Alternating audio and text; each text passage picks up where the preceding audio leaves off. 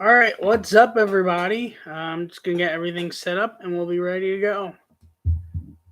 Sorry, it's starting later than usual this week. I had to get things bit started due to me not finishing notes till like just a little bit ago for this week, um, and then I also just finished college for the semester and possibly might not be going back, but I am here and I'm ready to go. Just getting things set up and we'll be ready to go.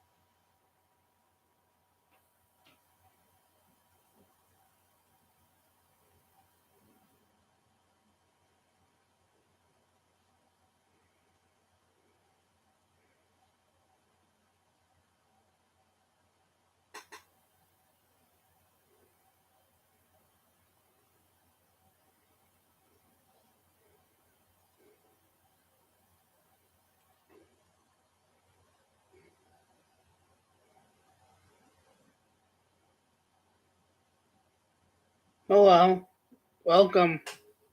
About to start in a moment.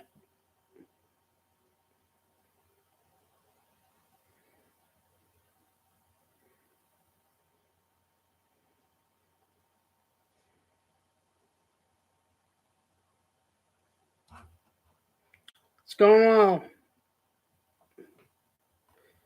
Um, I mean, not necessarily. I guess I have. I don't know if I really. I mean, I've got like a decent amount of people for the podcast, but I don't feel it's like big enough that like I'm so big and popular just yet. But hopefully one day we'll get bigger and bigger as things go along. But at the moment, I would say no. Good question, though. Alrighty, what's up, everybody? Welcome back to episode 78 of Benny in the Booth podcast. Thank you so much for the support to this point. I very much do appreciate it. So this week, the episode had to be pushed off a day, me for a few reasons. One, I was at the Yankees Orioles game last night, and I'm gonna be talking about that. Also, yesterday was my last day of college, at least for the semester. If not, might even be for, well, I don't know about future in college really just yet. But we'll see what happens. Um, and then I didn't finish podcast notes till today, really, and a whole bunch of things, but everything's all good. And here to do the episode, but nothing to be overly concerned about. It's just more on my end. Things popped up. One thing I do want to mention this week, though, next week there will not be an episode for two reasons. One, this weekend is a Jewish holiday, which means it backs me up on podcast notes for a few days. And two, I'm actually going to be in Chicago for a few days next week. And then next week and the following, and then that weekend, I am going to be away from home. I will be home like in between, but it's just not going to be enough that I'm going to be able to do an episode next week. So there will not be an episode next week. We'll be following week. So Memorial Week, there will not be an episode. Nothing even to do with Memorial Week, just more of how my scheduling works out. But a week after Memorial Week, I will be back with episode 79. But just to give that heads up, there will not be an episode next week. But I will I might possibly end up at a game in Chicago, but I have no idea if that's for sure or not. But we'll see what happens. So last night, I'll start off with the game last night. Orioles-Yankees, I was at last night's game. And it was a crazy game. The Orioles jump out 4-0 in the blink of an eye in 4 innings. And it's like, okay, here we go. This seems like this might turn into a blowout quickly. Orioles got a 2-run double from Adam Frazier in the first, and they had a home run from Mullins in the third, and then Gunnar Henderson in the fourth. The Yankees, though, quickly responded to make it 4-1, and then a 3-run fifth inning tied the game at 4. The Orioles would grab the lead, would have the lead all the way to the ninth. Yannier Cano, first time I saw him in person, got into trouble, but shut the Yankees down to keep it a 1-run game. Felix Bautista, who's the Orioles closer, who's lights out this year, the last I can even say, was 2 outs away from winning the game. And then Judge homered to tie the game. And then in the bottom of the 10th inning, Anthony Volpe, the New Jersey kid, walked off sac fly to become the 4th youngest Yankee in Yankees history to hit a walk-off, behind Gleyber Torres, who did twice in 2018 at 21 years old, and Melky Cabrera at 21 years old in July of 2000. But yeah, Yankees won 6-5 in 10 innings. It was a crazy game. Happy I was able to go. And it's funny because actually, like, me and the people who I was going with, we tried making predictions for homers. And I said, if I'm predicting one Oriole to go yard, I said it would be Cedric Mullins. Fittingly, Cedric Mullins did end up hitting a home run in the game I went to last night. So I did get that prediction correct. I didn't predict any Yankees to homer. And it was not betting. It was just flat-out prediction. Shit out of that. But yeah, let's actually start with the NBA because this is going to be a quicker wrap-up just with the conference finals. Let's start off with the Western Conference Finals. It's over. The Nuggets sweep the Lakers in 4 games, almost relatively with ease in a way. Took game 1, 132-126. Took game 2, 108-103. Took game 3, 119-108, and took game 4, 113-111 to advance the NBA Finals for the first time in franchise history, right around when Carmelo Anthony announced his retirement, funnily enough. Which, yes, Carmelo Anthony had just retired. Good luck to him beyond his NBA career. Eastern Conference Finals is not over, though. Game 1 went to Miami, 123-116. Game 2 went to Miami, 111-105. Game 3 went to Miami, 128-102 to go up 3 games to none. But Boston won last night, 116-99 to send it back to Boston for Game 5. And because that's the only thing going into next week, the rest of the Eastern Conference Finals schedule, which it could end tomorrow night, could not.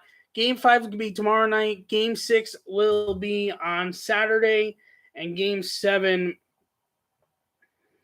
would be on Monday. All games would be are 8:30. All games on TNT.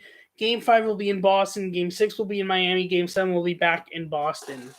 Honestly, at this point, I don't care who makes it out of the East because with the fact that it can't be Lakers Celtics anymore, it's just I don't really care anymore. It's about time we have a Lakers-Celtics final. And I know like people hate both, but it's like it's a legendary rivalry when they meet in the NBA finals. But that's the story with the NBA getting closer and closer to the end of the season, sadly. But anyways, back to MLB Weekly Recap. From going back to last Tuesday, Matt Mervis finally got his first major league home run via solo home run in the second, and the Cubs 7-3 lost to the Astros. Isaac Paredes 2-homer game and Rays 8-5 win over the Mets. 6-run fifth leads the White Sox over the Guardians 8-3. 6-run fifth leads. No, sorry. Brandon Williamson, starting pitcher for the Reds in his major league debut in Coors Field, 5 2/3 innings, 2 hits, 1 run, 2 walks, 6 strikeouts, got the no decision in the Reds 3-1 win over the Rockies. Mike Moustakas swinging in the second was his first major league strikeout. 5-run second leads the Royals over the Padres 5-4. Minnesota with Twins win over the Dodgers in Dodger Stadium 5-1. It was their first win in Dodger Stadium since June 11th of 2005. That is all from Tuesday. From Wednesday, Astros come back from down 6-1 to win 7-6 on a walk-off 2-run single by Kyle Tucker. Seiya Suzuki had a 2-homer game for the Cubs in this game. 5-run seventh leads Dodgers over Twins 7-3. Danny Jansen 3-1 walk-off home run 10th inning leads Blue Jays over the Yankees 3-0. 6-run second helps Red Sox over Mariners 12-3. Adolis Garcia 2-homer game in Rangers 6-5 loss versus the Braves. Mark Vientos game-tying 2-run homer in the 7th. Francisco Alvarez game-tying 3-run homer in the 9th. Both rookies. And Pete Alonso walk-off 3-run homer in the 10th. Leads the Mets to an 8-7 win over the Rays in 10 innings. Nolan Arenado RBI infield singles for his career RBI number 1,000 in the Cardinals 3-0 win over the Brewers.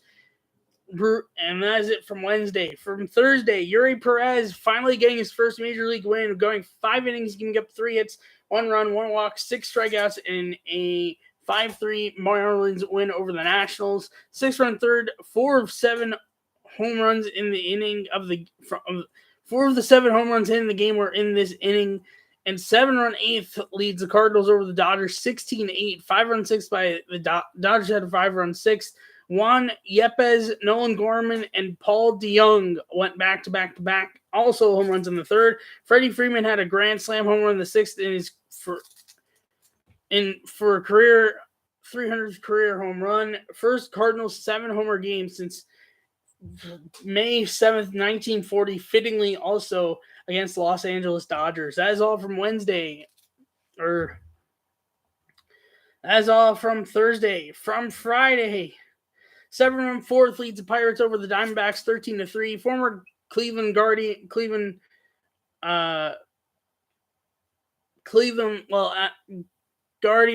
or I guess at the time really the redacted name, caps off comeback from down 5-1 and 7-3 and 9-7 to win for the Mets 10-9 and 10 innings over the Guardians, and that is in Francisco Lindor. Rafi Devers 2-homer game leads the Red Sox over the Padres 6-1. 5-run third for Boston. Xander Bogaerts stunk against the Red Sox over the weekend. For first game against them for the first time, over 4 with 1 strikeout. Lucas Erceg, major league debut reliever for the Oakland A's, went an inning giving up 2 hits, 1 earned run, 1 walk, 1 strikeout. Corey Julks being the 1 strikeout in his first major league strikeout. And a 5-1 A's lost to the Astros. From Saturday, Xander Bogaerts was once again 0-4 against the Red Sox. And a 4-2 Padres lost to the Red Sox. J.B. Crawford, go-ahead RBI single in the 4th, is his 500th career hit and 7-3 Mariners win. For some reason, I didn't mention who that team they beat was. Well, Braves. Stupid me. How do I make that mistake?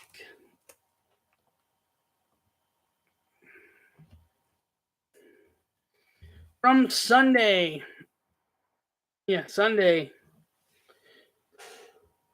5-run 11th leads the Orioles over the Blue Jays 8-3. First sweep of Toronto for the Orioles since August of 2018, Fernando Valdez, complete game shot, giving up 4 hits, no walks, 7 strikeouts, and Astros 2-0 win over the A's. 6-run fifth leads Rangers over the Rockies 13-3. Ryan Walker, reliever for the Giants, his major league debut, 1 inning, getting the win. 1 inning, 3 hits, no earned runs, 0 walks, 0 strikeouts. And Patrick Bailey had his first major league homer, being a game-tying solo home run in the second to lead the Giants over the Brewers 7-5.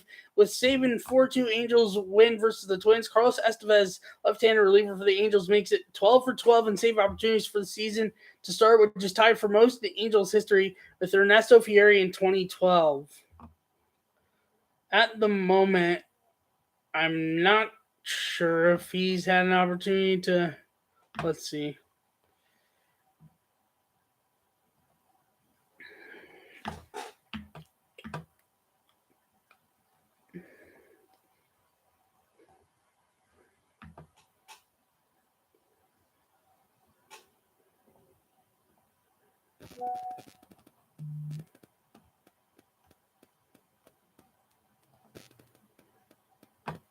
Here.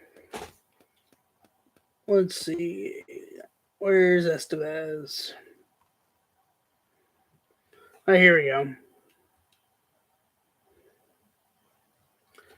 go. No, he's still 12 for 12. He hasn't gotten another chance to add on to it at the current moment. That is from Sunday. From Monday, 5-run 7th leads the Pirates over the Rangers 6-4, including Tuca Marcano grand slam, Vinny Pasquantino 2-run homer, and Salvador Perez went back solo home run, go back to back in the first, and 8-5 Royals lost to the Tigers in 10 innings. 5-run 6 leads the Astros over the Brewers 12-2. Jordan Alvarez had a 2-homer game, including grand slam home run in the 6th. With leadoff homer in the first, Andrew McCutchen records Pirate hit number 1,500 in a 6-4 win over the Brewers.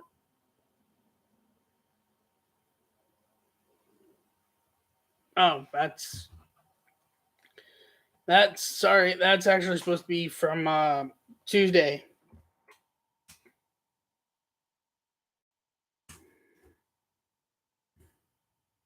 My bad. Because that was not a doubleheader. Anyways, JD Martinez a 2-homer game in Dodgers 8-6 win over the Braves. And with the strikeout swing of Shea Langeliers, Luis Castillo records career strikeout number 1,000 in Mariners 11-2 win over the A's. That is from Monday.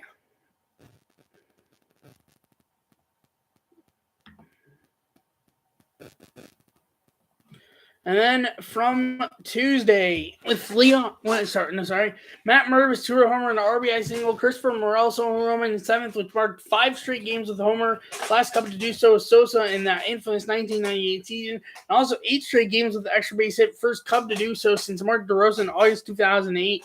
And the Cubs 7-2 win over the Mets. Jorge Mateo strikeout on a foul tip marks Garrett Cole's 2,000th career strikeout, who was third fastest pitcher to do so in MLB history. That's from the game I went to yesterday. Nathan Eovaldi, complete game, giving up 6 hits, 1 run, 1 walk, 5 strikeouts, and Rangers 6-1 win over the Pirates.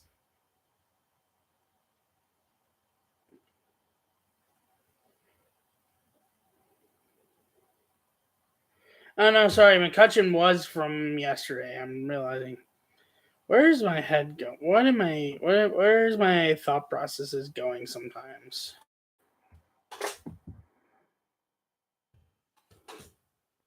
This is what it is. I just put him. I didn't put him with the other result versus the Rangers. Anyway, sometimes. Paul Goldschmidt 2-homer game in the Cardinals 8-5 win over the Reds.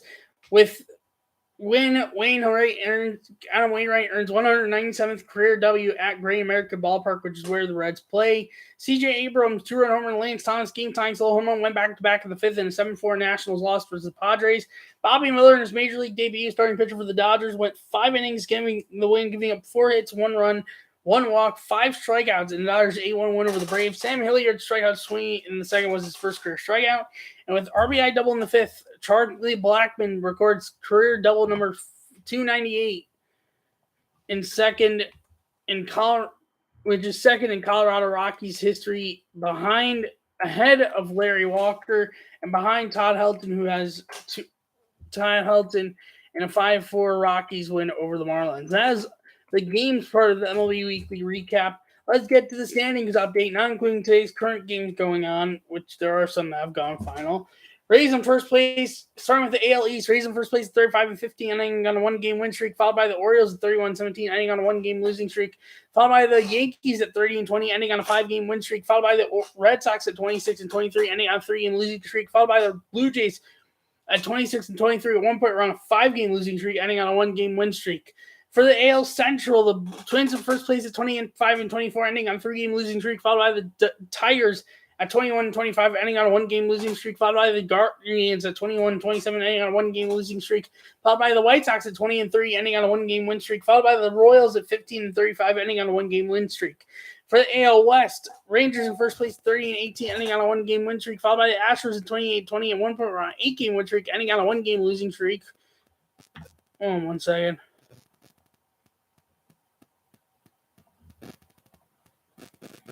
Followed by the Angels at 27-23, ending on a three-game win streak. Followed by the Mariners at 24-24, ending on a two-game win streak. Followed by the A's at 10-40, ending on a six-game losing streak.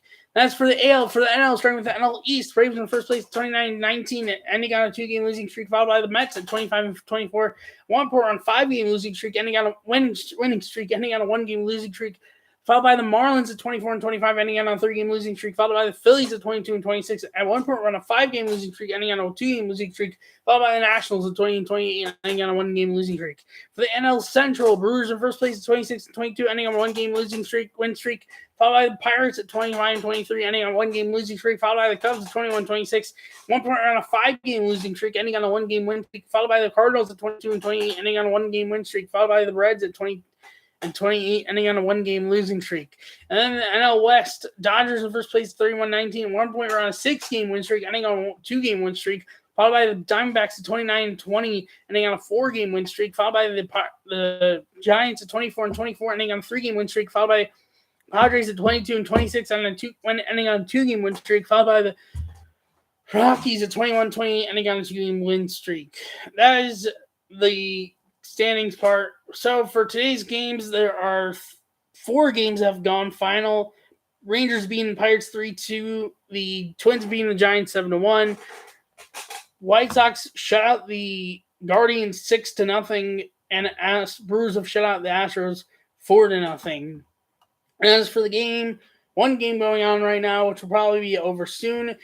Into the bottom of the 10th inning, it's 5-5 between the Phillies and the Diamondbacks. But the Phillies have a chance to walk it off with runners at first and second and nobody out. And then in terms of tonight's games, Cardinals at Reds at 6:40, Rays at Blue Jays at 6:40, Padres and Nationals at 7:05, Orioles at Yankees at 7:05, Dodgers at Braves at 7:20, Mets at Cubs at 7:40, Tigers at Royals at 7:40, Marlins at Rockies at 8:40, Red Sox at Angels at 9:38, and then A's at Mariners at 9:40. That is this week's episode of the podcast. Thank you so much for your support. Thank you so much for watching, listening. If you're new on audio, leave a like. If you're new on audio, leave a review. Follow the podcast. Hit the notification button so notify when I post on there. If you're new on YouTube, leave a like. Hit the subscribe button. Leave a notification button so notify when I post, when I go live and or post a video. Thank you so much for watching and listening. I will be back with intro-outro song with the next episode, which will be in 2 weeks. And I will see you in 2 weeks for episode 79. Bye!